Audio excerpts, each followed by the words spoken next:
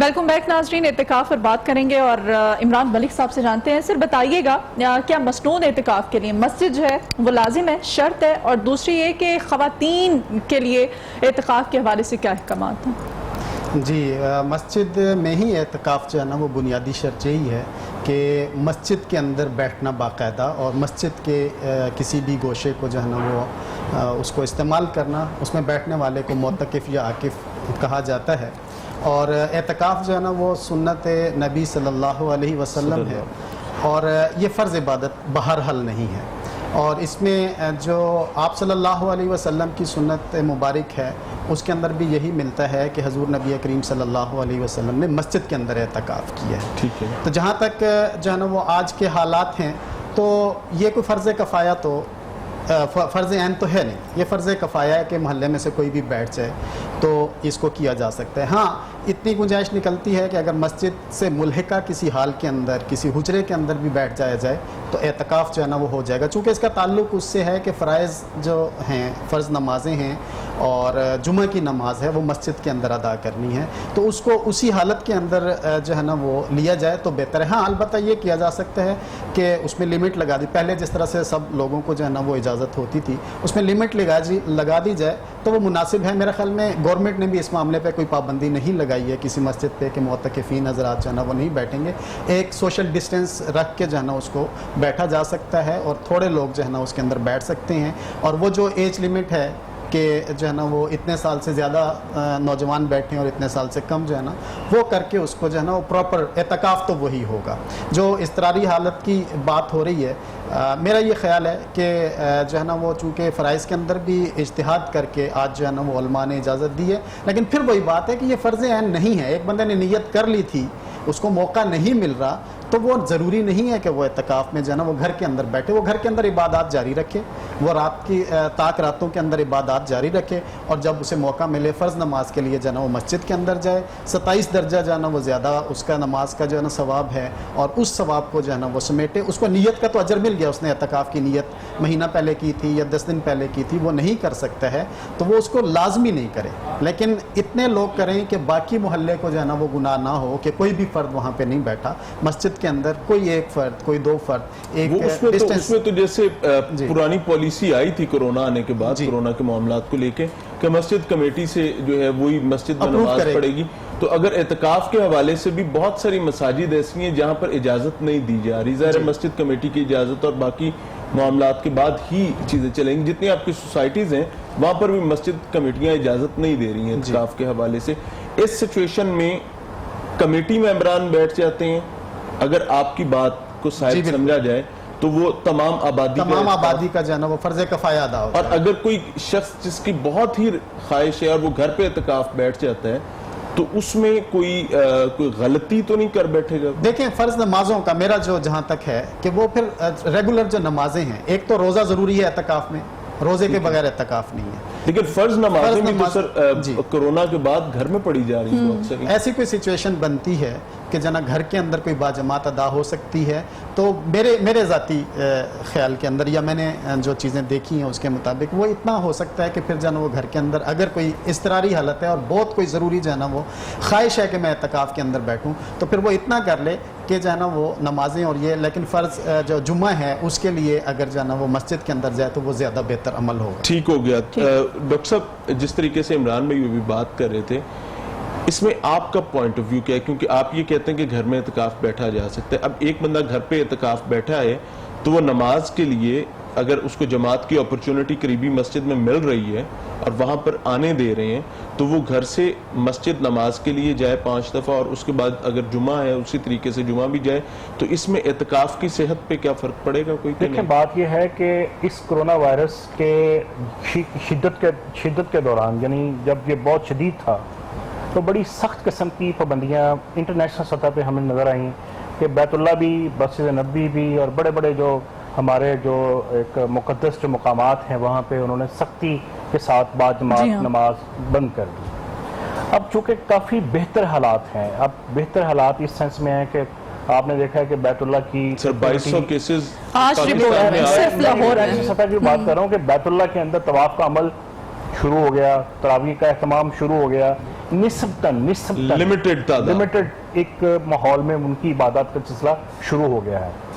اگر پاکستان میں یعنی اب جو حالات چونکہ آپ نے جس طرح بتایا کہ جس طرح آزادیاں دی گئی ہیں, مارکیٹیں کھل گئی ہیں, کیسز بہت زیادہ دوبارہ ریکارڈ میں آنا شروع ہو گئے ہیں, تو یہ بڑی الارمنگ ایک سچویشن ہے.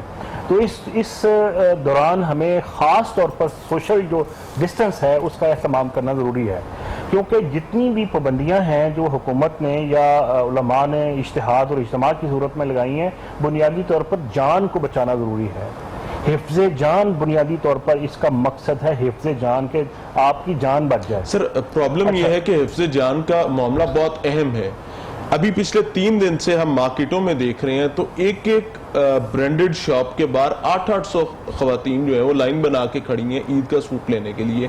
وہاں پر ہمیں کوئی پرابلم نہیں ہے, کیونکہ ہم کہتے ہیں جی روزگار بھی تو کمانا ہے, کاروبار بھی تو چلنا چاہیے, معیشت بھی تو چلانی ہے.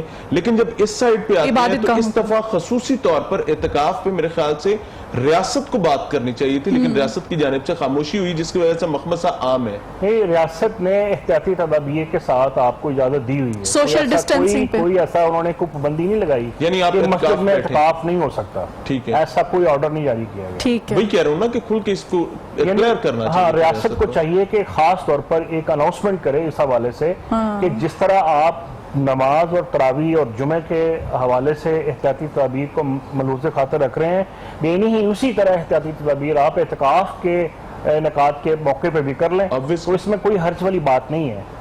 دوسری بات یہ ہے کہ چونکہ یہ طاق راتوں کا ایک آخری اشرا ہوتا ہے جی, اور آپ کو پتہ ہے طاق رات کی کتنی اہمیت ہے, تو طاق رات کو حاصل کرنا, اس کی جستجو وہ مسجد میں بھی ہو سکتی ہے اور گھر میں بھی ہو سکتی ہے. بالکل, یعنی آپ قیام اللیل جو ہے, آپ طاق راتوں میں قرآن مجید کی تلاوت اور قیام اللیل گھر میں بھی کر سکتے ہیں.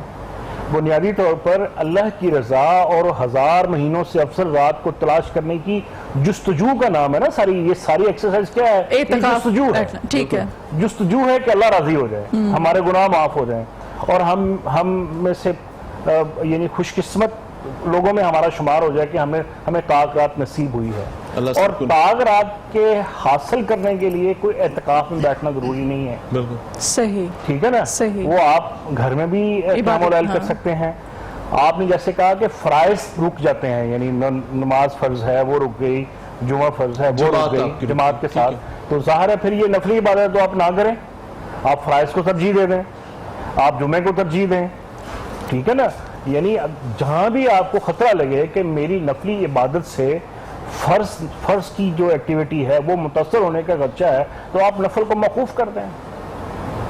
ٹھیک ہے, یعنی کہ اعتکاف کو موقوف کیا جا سکتا ہے, اگر آپ نے ارادہ کیا ہوا تو اگلے سال کے لیے کیا جا سکتا ہے. اور جس طرح نبی علیہ السلام سے ثابت ہے کہ آپ نے 1 سال اعتکاف نہیں کیا, کسی سفر پہ تھے, آپ نے اگلے سال ڈبل دن لگایا, یعنی 20 دن کا اعتکاف کر لیا. اچھا, یہ نبی علیہ السلام کی اس سنت کو بھی آج دوبارہ زندہ کرنے کی ضرورت ہے. ٹھیک ہے, آپ نے 1 سال اعتکاف نہیں کیا, جی ہاں, آپ نے اگلے سال 20 دن کا اعتکاف کر لیا. اچھا, دوسری بات یہ ہے کہ اعتکاف جو ہے وہ طاق راتوں میں سے کسی ایک رات بھی کیا جا سکتا ہے, یعنی 23 میں بھی کیا جا سکتا ہے, 21 میں بھی کیا جا سکتا ہے, 25ویں رات بھی کیا جا سکتا ہے, اور 27ویں رات بھی کیا جا سکتا ہے. ضروری نہیں ہے کہ پورا آپ 10 دن کا اچھا اعتکاف میں دیں. اچھا, اس میں عمران بھائی آپ کی طرف آؤں گا. اعتکاف کے حوالے سے جب بات کرتے ہیں تو معروف یہ بھی ہے کہ جب جتنی دیر میں مسجد میں ہوں, یا اللہ یہ میرا اعتکاف ہے. یہ بھی کیا درست بات ہے کہ آپ اعتکاف کو کچھ ایک مخصوص وقت کے لیے جب تک آپ مسجد میں موجود ہیں تب تک بھی نیت کر لیں تو وہ آپ کا اعتکاف ہو جاتا ہے؟ جی بالکل وہ ہوگا, لیکن وہ نفلی اعتکاف ہوگا. آپ نماز کی فرض کے اس میں جاتے ہیں اور آپ نیت کر لیں کہ میں اعتکاف کی نیت, تو وہ تو نفلی اعتکاف ہوگا. سنت اعتکاف تو 10 دن کا ہی ہے, 10 دن کا, اور آخری 3 دن کا بھی ثابت ہے. آخری 3 دن کا نوافل میں ہی ہوگا, وہ نوافل میں شمار ہوگا.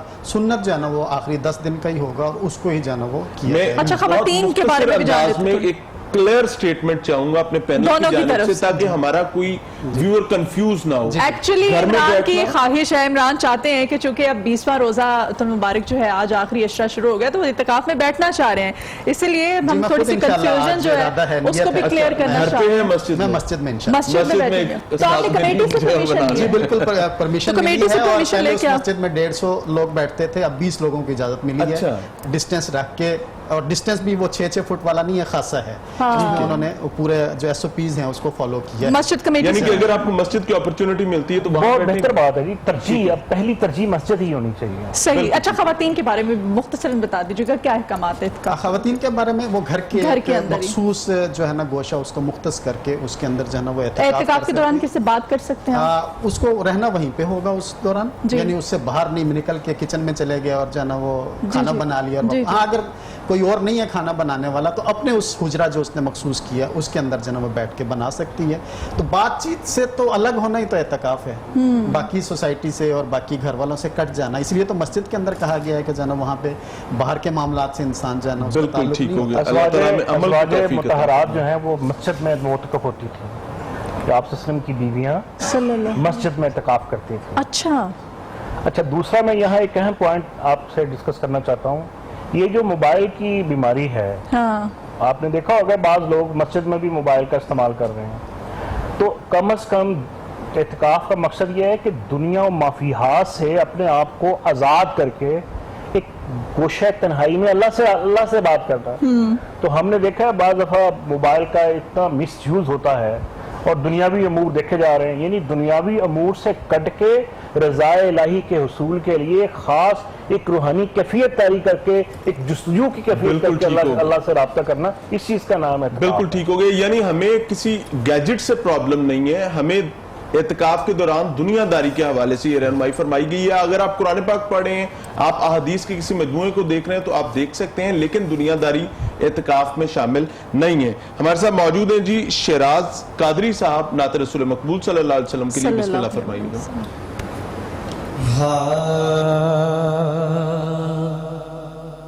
काश मैं दो रे पैगंबर में उठाया जाता, काश मैं दो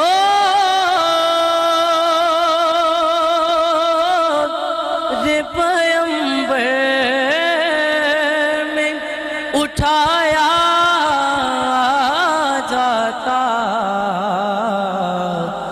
बाखुदा कदमों में सरकार के पाया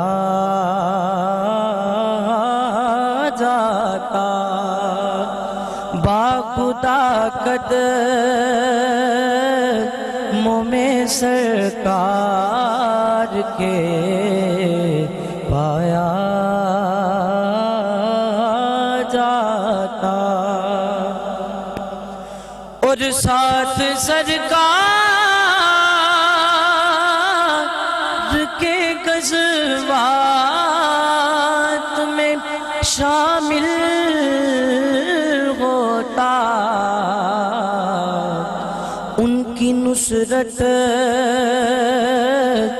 में लहू मेरा बहाया जाता, उनकी नुसरत में लहू में